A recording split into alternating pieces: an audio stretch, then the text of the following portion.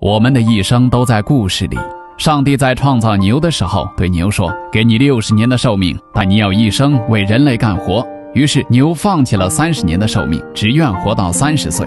在创造猴子的时候对猴子说，给你30年的寿命，但你要一生被人类逗着玩。于是猴子放弃15年的寿命，只愿活到15岁。在创造狗的时候对狗说，给你30年寿命，但你要一生为人类看家。于是狗放弃了15年的寿命，只愿活到15岁。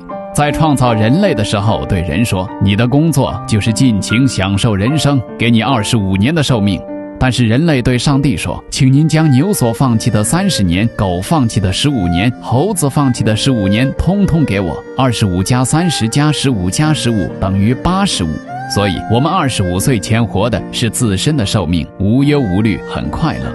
25到55岁活的是牛的寿命，一味只知道工作，受尽了磨难，为了养家糊口东奔西走，受苦受累，吃得少干得多。56到70岁活的是猴子的寿命，退休了在家里像猴子一样哄哄孙子孙女，逗小孩开心。71到85岁活的是狗的寿命，这个时候干不动了，只能坐在家里看好自家的院子。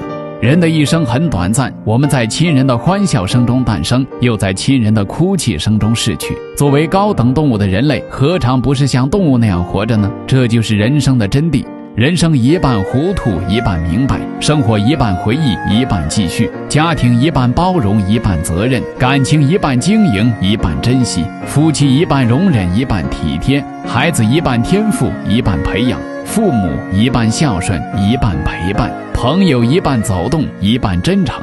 人生无悔就是完整，生活愉快就是圆满。